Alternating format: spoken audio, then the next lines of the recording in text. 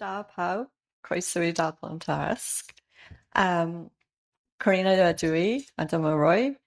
Rydyn ni'n siarad am ein prosiect Tramroads y Bannau Brycheiniog. So, welcome everyone. I'm Charina, this is Roy, and we're going to talk about our project Tramroads of the Bannau Brycheiniog, Brecon Beacons. Thank you. Do you want to go up there? Well, good morning, everybody. It's a real pleasure to be here. Thank you very, very much for spending the time with us this morning. I'm just going to lower this because I think it's too loud. Is that better? Better? Can you hear me in the back? Higher, lower, lower. Yeah, thanks ever so much for... you better switch that one off. Thanks ever so much for being with us today on a lovely sunny day. And it will be sunny later on, I've been promised. So we should have a nice, it's about a 1 hour walk, by the way. It's not very strenuous. It's an easy walk. But you will see a section of the Tramroad, the Brynor Tramroad. But later on, we'll actually be flying through the Brynor Tramroad, so you'll be able to see it in all its glory.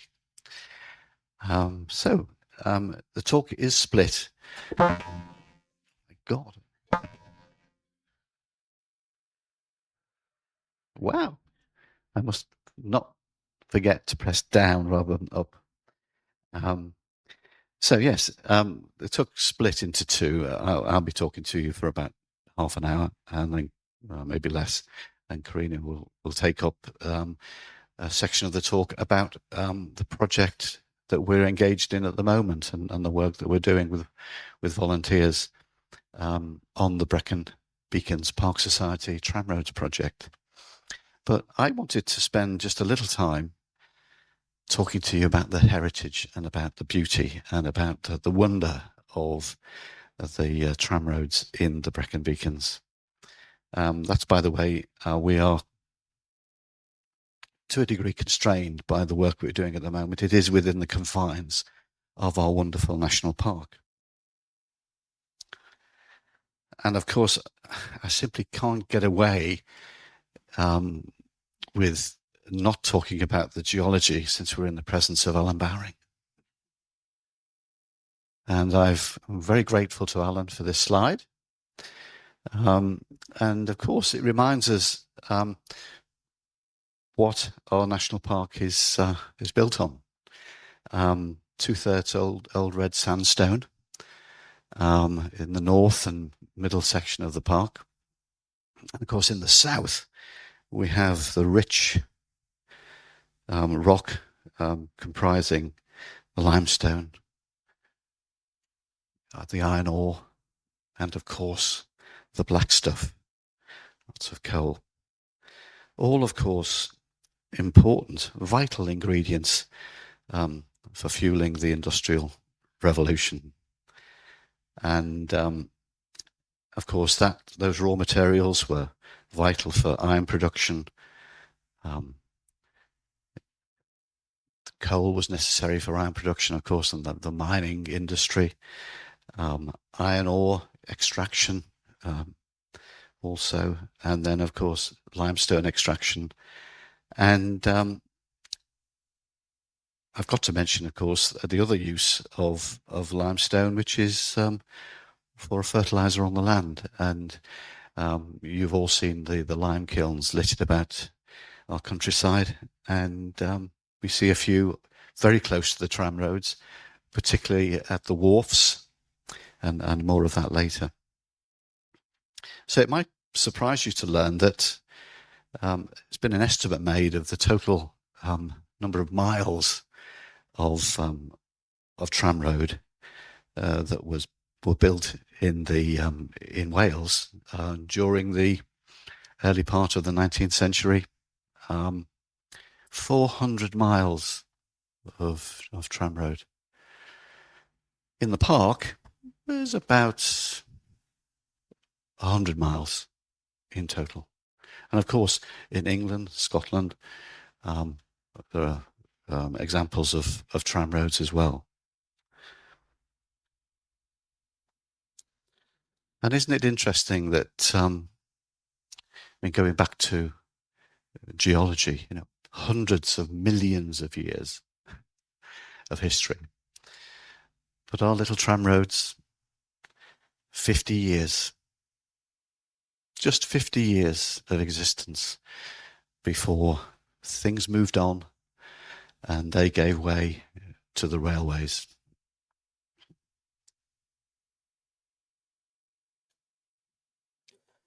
And of course, the super highway of the day was the canal throughout the country, and of course, here in the national park as well. The Brecknock and Abergavenny Canal, celebrating its 125th birthday this year. I don't know whether any of you caught any of the celebrations, but it's been quite a thing. The canal was born, if you like, on paper at least, by an Act of Parliament in 1793. But actually, before work started on the canal, we had our first tramroad in our region. And that travelled from the Clanmarsh Galfenny colliery near Bryn Mawr, down the Clydach Valley and over the Usk to an iron forge at Glengwerney. But work started on the canal in 1797. It was a 19-mile stretch between Gilwern and Brecon, and it was opened in 1800. Can you believe that? 3 years. Could we possibly do that now? You ask yourself.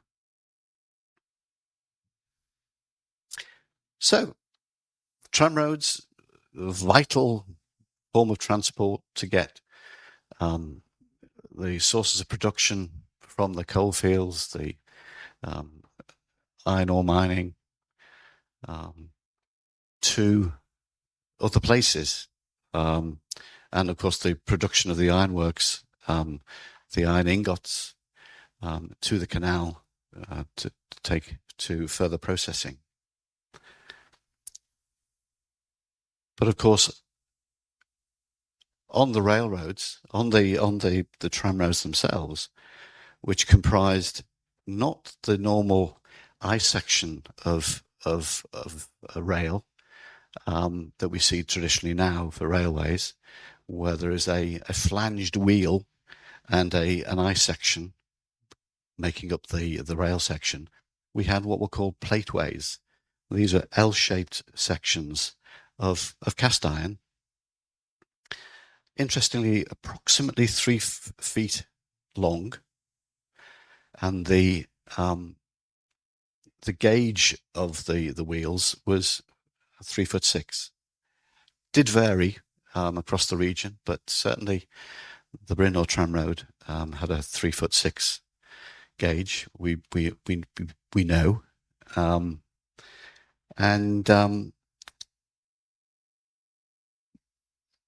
the trams themselves, sometimes called drams, but more often trams, they were made of steel themselves, and the walls of the tram or the tram were made of elm normally, and the weight empty, approximately half an imperial ton, and the weight charged, all up weight, was 1.5 tons. But that did go up because, of course, the owners of the tramways wanted to squeeze more profit out of their activities, so they allowed the payload to increase. And I don't know how many of you have seen the beautiful monument to the tramroads. This is just outside Brecon on the towpath. It shows a horse and one tram being pulled. Just out of interest, how many have seen it? Oh, good. So where are the tram roads? That's all that's left, of course, of the system that was created over 200 years ago. Well, in the west and the east of the park. In the east of the park, we have a greater number of tram roads than in the west. And of course, not forgetting, we do have the Brecon Hay tram road. I'll mention that now. And that is the subject of our project. The tram roads to the east, pretty well totally are related to the canal. And this is a nice diagram. This is the late Michael Blackmore, fabulous artist. There's an interesting section of, these are two types of a rail. This is the early railroad wheels with the flanged wheel, called edge rail system, and there's the plateway system with the flat wheel and the L-shaped sections. And I've just highlighted some of the tram roads that you're all aware of. You may have seen them. You may have walked sections of them. The Hills Tram Road, Bailey's Tram Road, the Clinic Railroad. You know, there's a lot to go at, and some of them now, of course, are on private land. Some of them are still used as walkways. Some of them still have beautiful artifacts from the early days. We'll see more of that in subsequent slides. Now, in the subsequent slides, we're going to look at some of the wharfs associated with the tram roads in the east. There's Hills Tram Road, named after Thomas Hill, who owned the Blenavon Ironworks with his partner Thomas Hopkins. And that's, as you can see, went from the Blenavon Ironworks all the way to Clanfoist and beyond to Hereford. There's a nice photograph on the right of the wharf as it is today. And there's Blenavon Ironworks in its heyday. It must have been absolutely breathtaking, the scale of the activity in its heyday. Again, this is another Michael Blackmore. Don't get those two mixed up. And on the right is as the ironworks is today.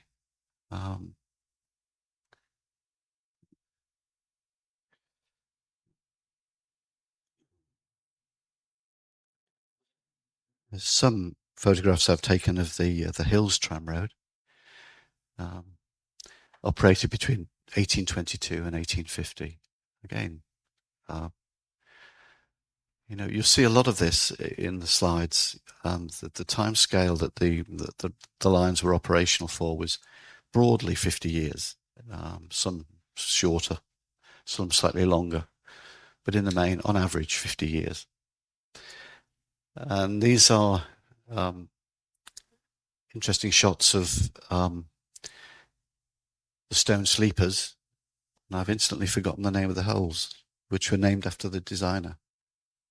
Altram holes. Yes, thank you.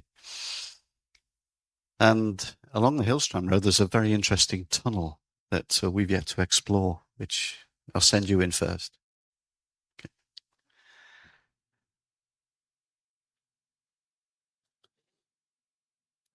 One area that we're particularly interested in getting to, but we're not there yet, but is the Clinic Tram Roads, serving, of course, Nantiglow, and that's a fabulous photograph of Nantiglow in its heyday.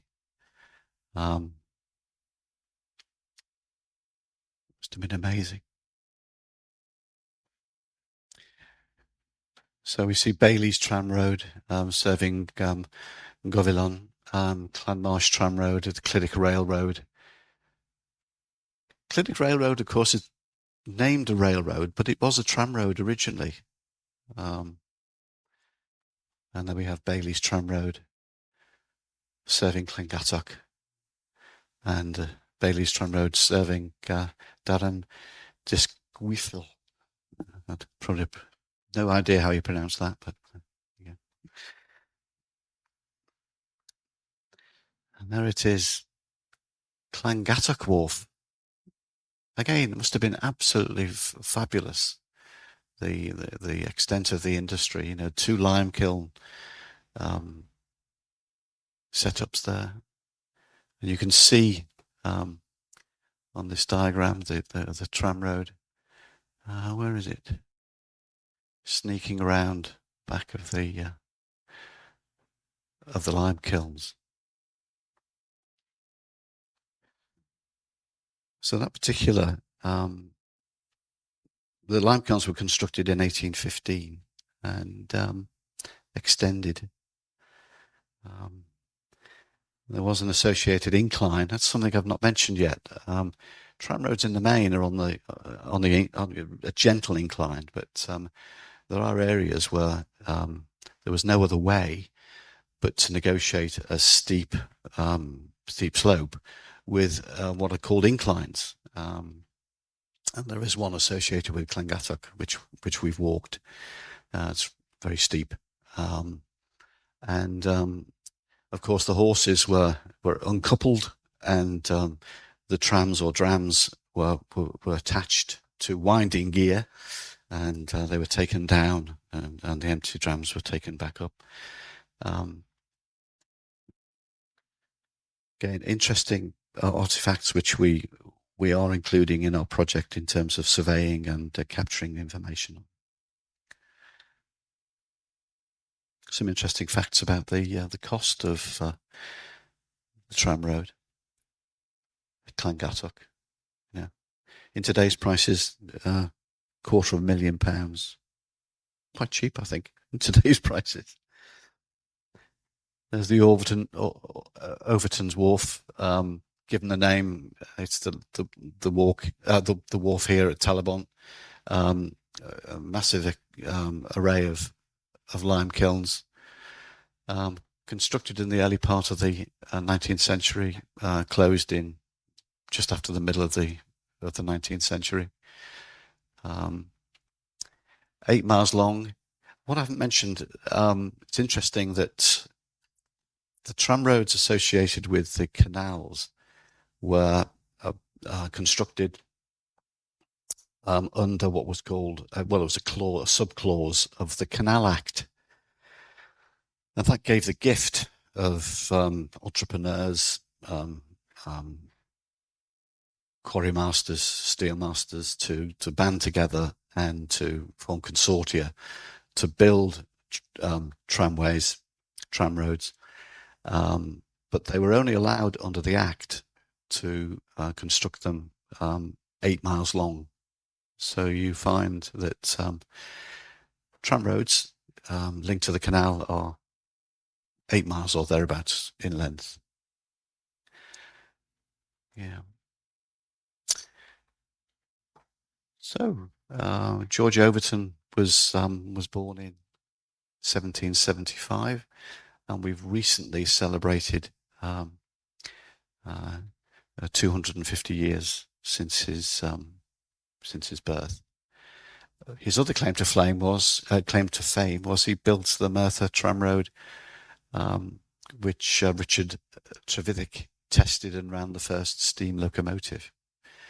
And he also conducted the first ever survey of the Stockton and Darlington Railway, but much to his disappointment, he didn't get the commission to design the railway and build it. And that was given to George Stephenson.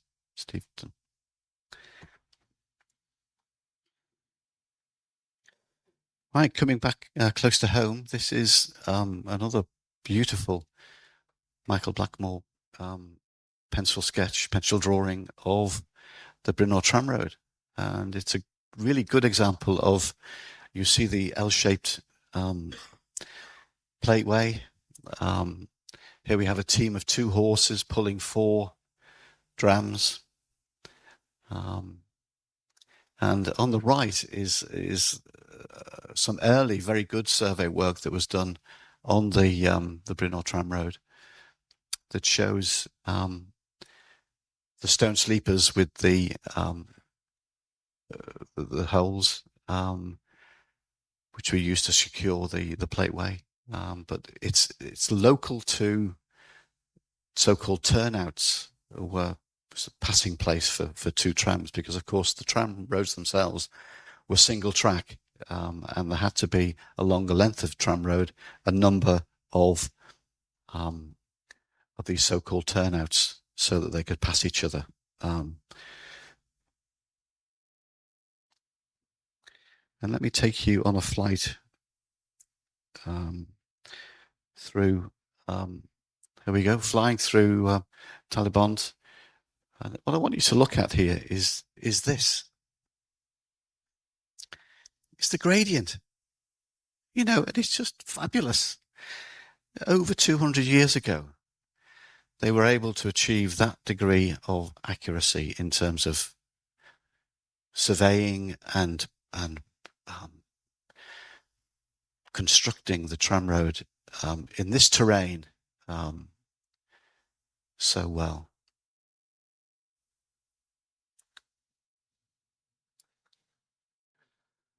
Of course, the tramroad was in existence and built long before the reservoir was even thought about.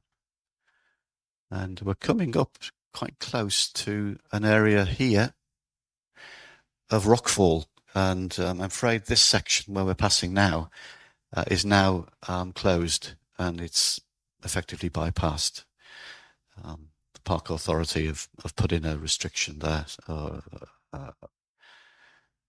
Here we flatten out, and we're cruising now into the Treville Quarry.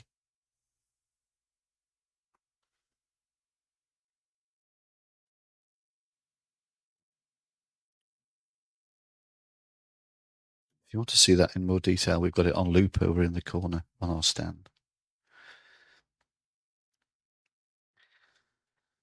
Okay, along the Brynor Tramroad, there are interesting artifacts. There's some very modern artifacts. This is a very informative waymarker that was actually put in place with funding from a group that existed a number of years ago now, maybe a decade ago, but it's no longer in existence. And in fact, I'll just give a mention to them. Here we go. The Brynor Tramroad Conservation Forum, which did some absolutely fabulous work, particularly on the Brynor Tramroad. They collected lots of documentation. They have, would you believe, they have a Michael Blackmore original, a pencil drawing of the Overton Wharf in the collection, which is really special to take a close look at. The archive, including all of the very beautiful maps of the surveyed route and so on, it's held in the Igaya Museum. And if you want to take a look at the archive, please make an appointment with the archivist. And they're very, very open to people spending an afternoon looking at the archive. And please do. I mean, it was collected with that intention for people to have access to it, and I recommend it highly. Okay, moving from the east towards Brecon. This was the route of the or the termination point of the Hay Tramroad, and you'll see here a very interesting double bridge, bridge over the canal, and a bridge allowing the tram road to run parallel with the canal. And there it is today. That is the exact shot of the previous beautiful drawing by Michael Blackmore. The other photograph on the right is the other side of the bridge, and you'll see the interesting collection of rubbish that the now house owner is using the arch for. There's a cement mixer and some pallets. Apparently, one of the previous owners used to be an archer, and he used to practice archery into the yeah. Apparently, his sight wasn't very good either. I don't know. There's the Watton lime kilns. I'm sure you've seen those. They're beautifully restored and looked after. Moving then right to the west, the Brecon Forest Tramroad, originally built by John Christie. John Christie was a very, very wealthy businessman from London. Made his great wealth. He was a multi-millionaire, and he made his wealth out of India on the dye trade. And thanks to the Brecon Forest Tramroad, he became bankrupt in 1828. From the history, we learned that one of the reasons he went bankrupt is that it was too elaborate. He spent too much time building beautiful brick stone walls associated with his tramroads, and he also had an interesting desire to build. It was quite novel. He'd build a road alongside the tramroad, a so-called road rail formation, and that's somewhat novel in regard to previously designed and built tramroads. But again, 50-year or so lifetime of the Brecon Forest Tramroad. It carried coal, lime, serving rural markets, and was less profitable than the tramroads in the east. And of course, that was one of the reasons he went bankrupt. Died at a ripe old age, though, 83. He retired to London.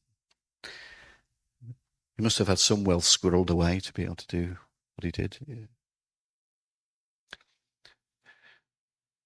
And at the northernmost end of the Brecon Forest Tramroad was the old Sennybridge Depot. And the Sennybridge Depot was a great terminus point. It had its own lime kilns, foundry, unloading yard, weighbridge, and so on.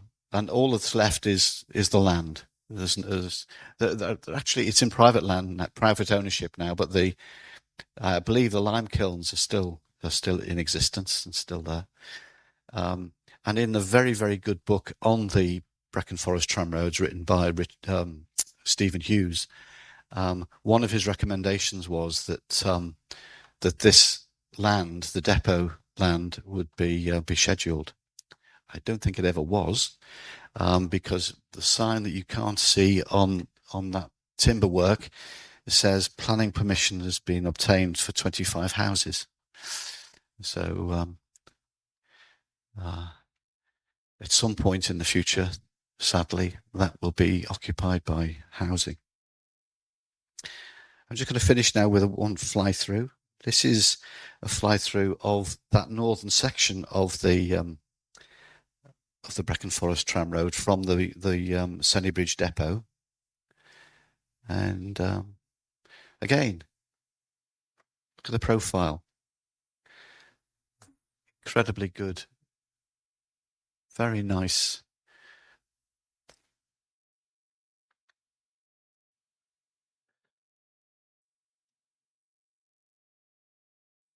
So 1 in 20 gradient here, and that increases to 1 in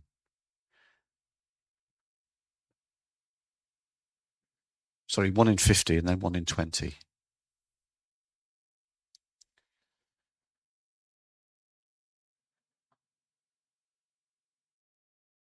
I haven't mentioned is one of the features of the tramroads is the very important culverts, which are along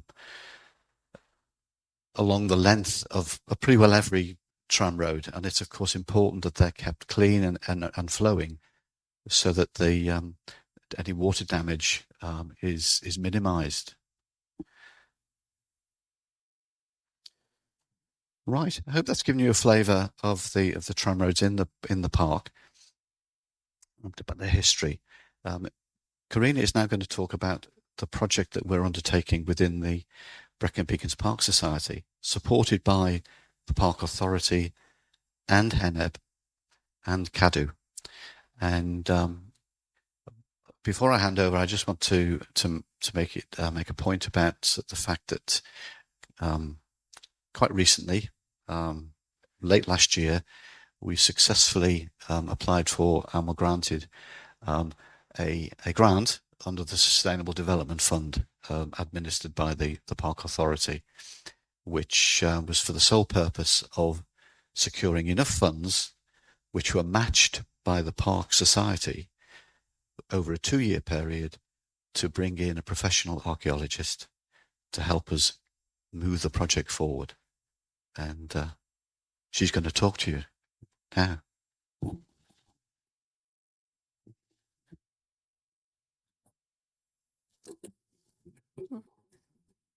Roy. Hi everyone. Yeah, so my turn to talk about, as Roy said, the project, specifically the different parts of the project and how that's coming together. So I gotta press down, yeah, so I don't make a horrible sound. So the project can't go ahead or run really without volunteers. So it's a volunteer-focused project. Here's some of our lovely volunteers out surveying there. And they're the key component, really. I am helping to train up the volunteers in the various aspects of survey, data management, etc. The volunteers sign up with the National Park Authority, and so are covered by their volunteer framework, so have the support of the National Park Volunteer coordinator there as well. We receive full training on how to survey the tramroads, what to look out for, how the tramroads were constructed, the different components, that kind of thing. And the aim is then, following the training, is that they will go out in pairs or small groups and continue surveying the tramroads, sort of unsupervised as they were, and also be able to feedback the training they've received to other volunteers as well. And there's various roles that people can sign up for as part of the project. So we've had people undertaking mapping of the tramroads using historic maps, the field survey, of course. If people are interested in helping with the data management side of things. And then we also have opportunities to record oral history, of people's memories and stories about how they use the tramroads, how they've used them in the past, you know, why they enjoy walking the tramroad routes, researching the background to the tramroads, as Roy has presented some of today, and even more. So hopefully for volunteers, a bit of something for everyone to be involved in. So following from that, then, the key activities which I mentioned from the tramroads, I'll go into more detail about, but they cover mapping, surveying, ongoing monitoring and maintenance of the tramroads, protection, long-term protection of tramroads, and then sharing the knowledge and information that we've gathered through the course of the project. And just up here is a sort of snapshot of the Brno Tramroad, which is just up there, as Roy has said, we'll be walking a section of later on. And all of the different records that have been recorded along that route over time. And you can find out more on the stands as well. And I'll talk a bit more about it later. And there's another overview map of the location of the tramroads across the park and the records that already exist for some of them on either the Historic Environment Record managed by HANEB or the National Monuments Record managed at the Royal Commission for Ancient Historic Monuments. And at the start, before the project even sort of started as it is now, a volunteer was gathering all of this information together to inform the scope of the project. So mapping is an important part before we're able to go out to survey the tramroads. It's obviously good and important to know their routes, exactly the routes they follow, whether there's any landowner permissions we need to seek before we can go and survey them, and to see how viable the routes are. They're likely condition of survival just from looking at sort of documentary resources like maps, aerial photographs, LiDAR, and so on. So we've had a group of volunteers using a mapping software called QGIS on their own laptops, and we've held a few sessions predominantly here actually in this hall to take a volunteers through how to identify the features on the maps, how to plot them out, so trace them over the maps, and record then some associated information relating to the tramroad, such as which map they identified it from, and if they're recording associated features, how to identify things like quarries, buildings, and other features along the maps. So there's an example here of the one at Glynneath powder mills, and that's just, as you can see, can be quite complex. So the main tramroad is being digitized there through in blue, but then you have these sort of subsidiary lines and spurs running off to different buildings or things like that. So we're trying to plot the main routes, and then where possible to look at any sort of adjoining routes. So as I said, once we've got those plotted for the whole of the park, we will assess them against modern mapping, aerial photography and LiDAR to look at their viability for survey. And then we can also look at the land ownership and gain permissions where necessary before we go out in the field. So there's around 40 known routes across the park, which we're working off of the records from the Historic Environment Record and the National Monuments Record.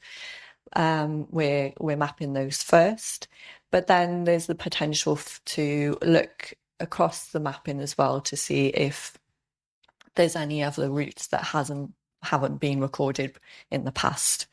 But I doubt, because it's quite thoroughly recorded by people such as Stephen Hughes, John Van Loan and things like that.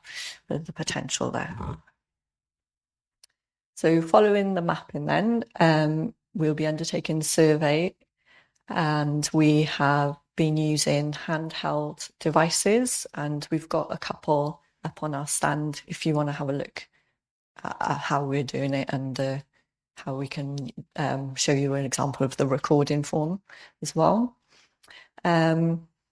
So we took a methodology previously developed by the former Powys Archaeological Trust, revised that and agreed a way forward for recording, making sure that we standardize the recording so that each tramroad is sort of comparable in the information that we're collecting, and also so that over time, people, when they go out and record, we can track any changes to the condition of the tramroad over time. So we've been going out on the Brynor tramroad to start with. It's a really good tramroad for training volunteers in this kind of survey, because over the last 25 years or so, there's been a lot of work carried out there. Roy mentioned the Brynor Conservation Forum, and there's also been surveys by Andre Berry, Clough Powys Archaeological Trust, and Black Mountains Archaeology. So we've got such a wealth of information for that tramroad, and all the features identified, such as the culverts, passing places, associated lime kilns along the side of the quarry and things. So it gives us a really good opportunity for volunteers to get familiar with the types of features they might expect to find. We can refer back to the records that we already hold relating to that tramroad, and the photographs as well. So it's a really good training ground, really, before they go off into the wild. So as I said, yeah, they're trained in feature identification, condition recording, and threat reporting as well. So if there's patches of erosion or vehicle use, etc., that's the kind of information we're recording, so it can be fed back. So all the information we collected is going to be fed back into the historic environment record, but also to colleagues at the National Park Authority as well, the Park Archaeologist Alice and the colleagues, wardens, etc. So the information we gather is really helpful for ongoing monitoring and maintenance of the tramroads in the long term. We'll work with possibly maybe in the long term and adopt a monument approach to individual tramroads, where a volunteer may want to adopt a certain route, and that they would be responsible for helping with ongoing monitoring of the features there and condition recording as well. And it's all part of a continuous feedback to professionals and colleagues as well to take action. So there's been a lot of work, like as I say, over 25 years up on Brynor, and we're able to see the results of that, where culverts have been reported as being blocked and they've been subsequently cleared out, and that prevents erosion on the surface of the tramroad as well. And there's been then the cases to be able to request funding for different works to be carried out to keep the condition of the features in good condition and not let it degrade. So we're relevant and appropriate. We will look to put forward any proposals for scheduling of certain sections or features along the various tramroads to CADU. They would be assessed against different criteria. So where they meet those criteria, we can perhaps put an application in for scheduling. And the tramroads can also be protected outside of statutory protection by inclusion in historic environment records. So they'll be taken into account during any development or heritage management that takes place in the area.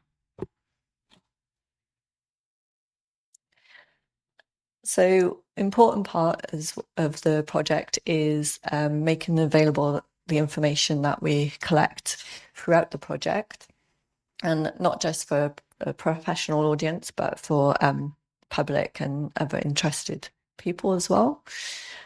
So we're doing those through various activities, like we're today, giving talks and telling people about the project. We hope to conduct a few more walks, like the one this afternoon, and we're going to be up at Sgraig y Nos next week as well as part of the Geopark festivals. Once we have the map of the tramroads across the park, we're going to make that available online through the National Park website, working with colleagues there. And in time, then they will make available within a mapping interface so people can zoom in and have a look at the routes of the tramroads and then be able to click on them, bring up information about them, and also bring up photographs of the different sections as well.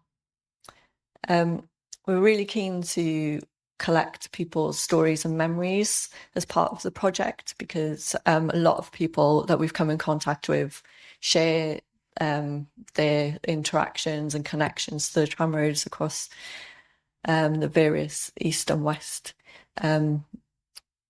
parts of the park. So we thought it would be really a good idea to try and document those in some way as well. And we can put together then an oral history archive.